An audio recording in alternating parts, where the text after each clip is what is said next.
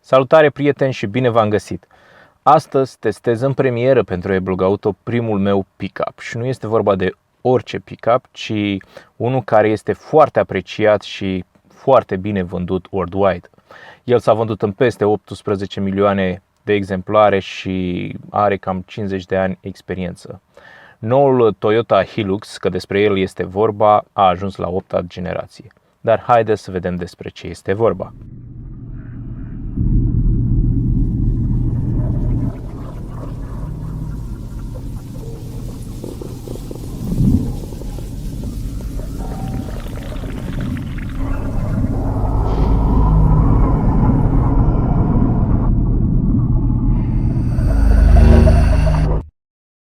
Modelul testat are o motorizare de 2,4 în 4 cilindri și care respectă normele de poluare Euro 6, dezvoltă 150 de cai putere și are un cuplu de 400 Nm.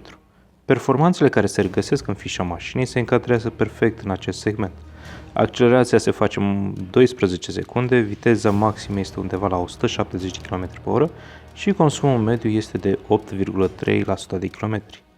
Traseul ales de mine a fost în mare parte în afara Bucureștiului, pentru a testa în mod deosebit și performanțele de off-road. Dar înainte să pornesc la drum, a trebuit să aleg de pe consola centrală unul din modurile de rulare, Eco sau Sport. Această opțiune influențează modul în care turbina te asistă în timpul deplasării.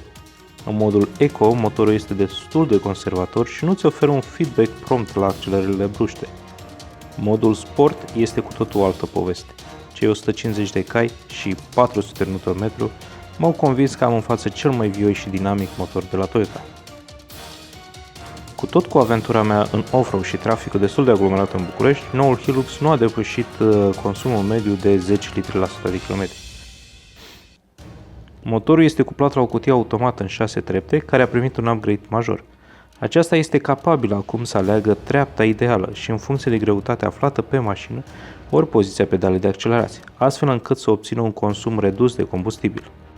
La capitolul siguranță, modelul pe care noi l-am testat avea pachetul Safety Sense, fapt care a făcut ca noul Hilux să primească 5 stele Euro NCAP.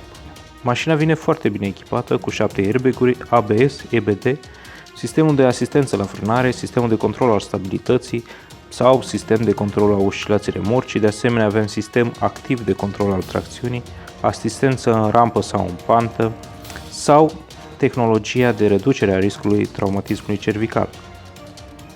Pachetul Toyota Safety Sense include încă 3 tehnologii de siguranță activă: sistemul de siguranță pre-impact, sistemul de alertare la ieșirea de pe bandă și sistemul de asistență pentru marcajele rutiere.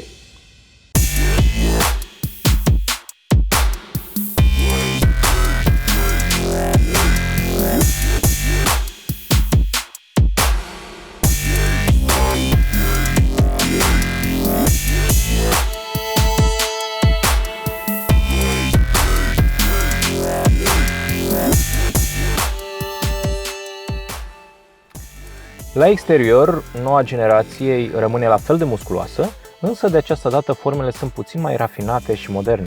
Astfel, filozofia de design a celor de la Toyota se aliniază celorlalte modele din gamă. Grila față este asemenea lui Toyota Corolla, una cromată, impunătoare și care se integrează perfect cu farurile xenon și LED-urile de zi.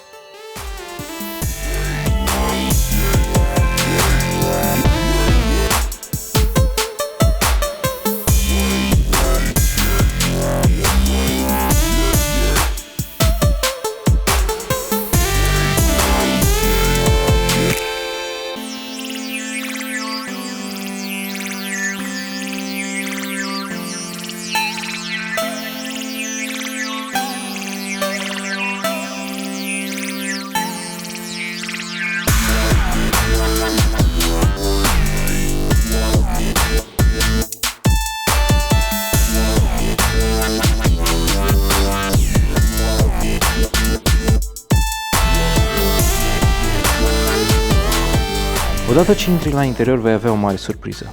Personal, de mult n-am mai zâmbit într-un off-roader. De ce?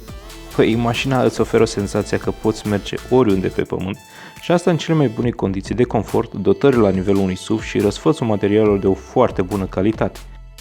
Interiorul noului Hilux beneficiază de materiale simțitor îmbunătățite față de generația precedentă, iar finisajul acestora este mult mai precis. Suprafața materialelor este mai durabilă, mai ales în zona de uzură mai mare. Planșa de bord este acoperită cu un plastic dur, însă cu o textură poroasă și plăcut vizual. La capitolul spațiu, Toyota Hilux oferă suficient atât în față cât și în spate. Sistemul de infotainment arată exact ca o tabletă de 7 inch amplasată în locul potrivit, care oferă o calitate grafică foarte bună. Un al doilea display se află între cadranele vitezometrului și al tulometrului, ce afișează informații importante despre comportamentul mașinii. Pe drum, accelerarea, tracțiunea integrală și diferențialul îți demonstrează că noul Hilux este de neoprit. Rigiditatea torsională a șasiului a crescut cu 20%, fapt ce îi reduce vibrațiile și îi conferă mai multă stabilitate. Noua suspensie are o cursă mărită, deci o face perfectă pentru denivelările mai mari. De asemenea, dacă va trebui să tractați o remorcă, capacitatea de tractare este acum de 3,5 tone. Însă, dacă aveți o benă goală pe drum accelerat din cauza suspensiei cu foi de arcuri, pasagerii din spate vor fi serios gălțuieți.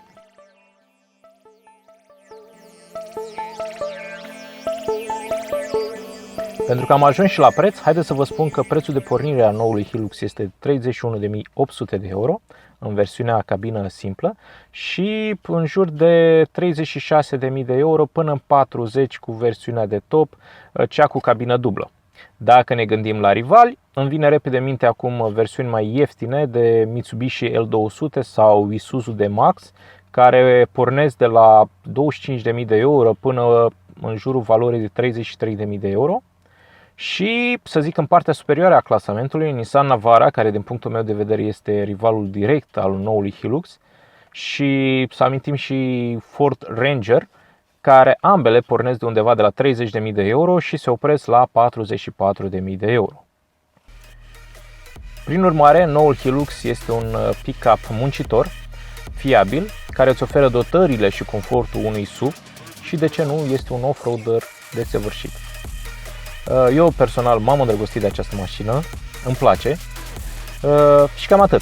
Dacă vă place și vouă videoclipul, dați-mi un like, dacă nu, există un buton și pentru asta și dacă doriți să vedeți și alte teste, nu uitați să vă abonați. Până data viitoare, vă recomand cu mare drag să testați această mașină și numai bine. La revedere!